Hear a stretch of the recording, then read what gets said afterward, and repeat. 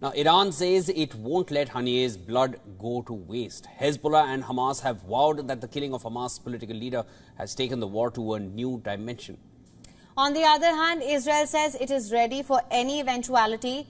Will there be a direct Iran and Israel confrontation? That's what our next report decodes. Take a look. Hamas leader Ismail Haniyeh's assassination has put West Asia on edge. Hamas says Haniyeh's killing would take the battle to new dimensions and have major repercussions. Iran's supreme leader Ayatollah Ali Khamenei has put the blame on Israel's doorstep and vowed revenge. Soon after the statement, a red flag was unfurled on the Jamkaran Mosque, symbolizing that blood has been spilt unjustly and it must be avenged.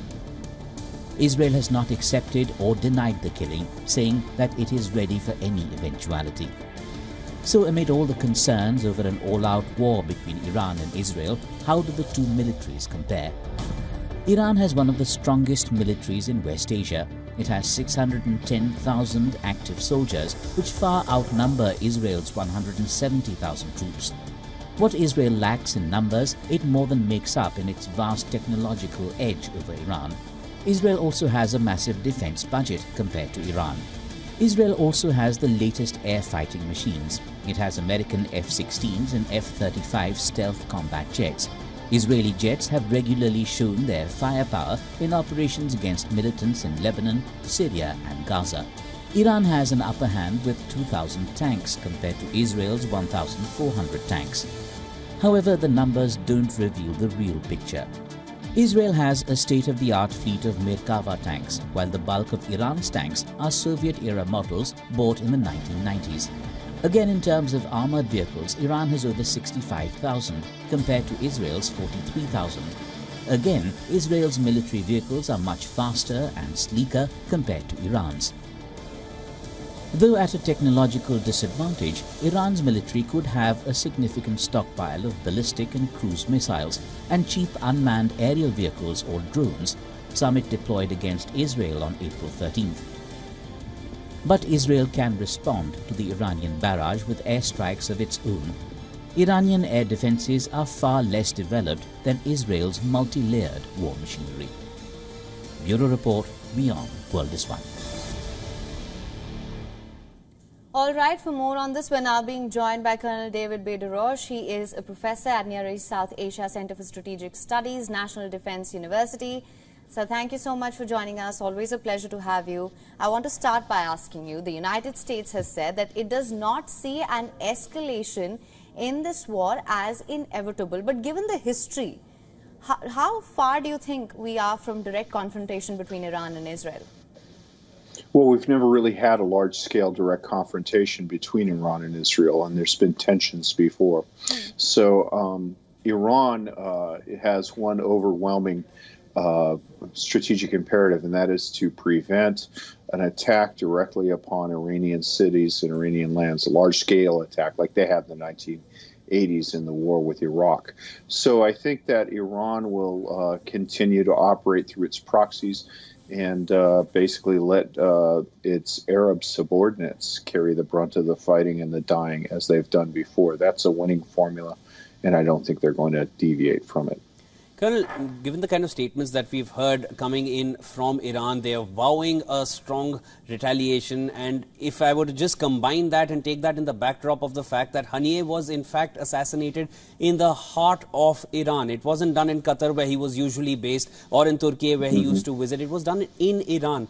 Given these two facts together, do you still feel Iran will continue functioning through its usual course of using the proxies, or do you feel it will now at least get involved directly?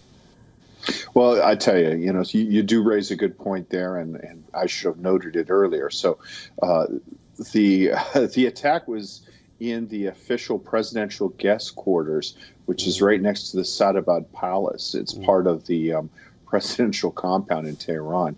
And I just saw a photograph of the area. I mean, they managed to hit with pretty great precision what was going on there, indicating that, first off, the attack was probably launched from a close building, and secondly, that they had pretty good an intelligence source probably within the highest ranks of the Iranian government. So that's embarrassing. And the caveat should be, I spoke of Iran's strategic imperatives, but Iran is embarrassed. Iran's leaders are embarrassed. The Revolutionary Guard, which is an incredibly corrupt force, has a catalog of failures. After the death of Qasem Soleimani, they shot down a civilian airliner departing from Tehran International Airport.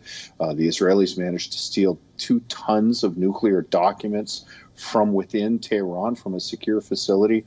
It goes on and on and on. Meanwhile, the Revolutionary Guard controls 45% of Iran's economy. So there are some irrational factors here. This embarrassment and humiliation might lead to a response that is outside of Iran's strategic interests.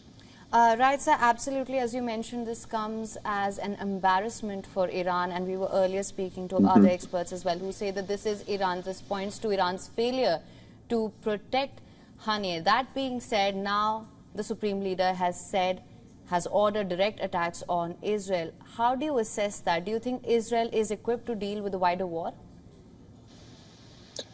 I think in extremis they are, but what Israel would do would probably be, if they felt Iran was attacking them directly and could not be constrained, is they would probably launch a pretty significant strike against Iran's core interests, the main centers of governance and the nuclear program.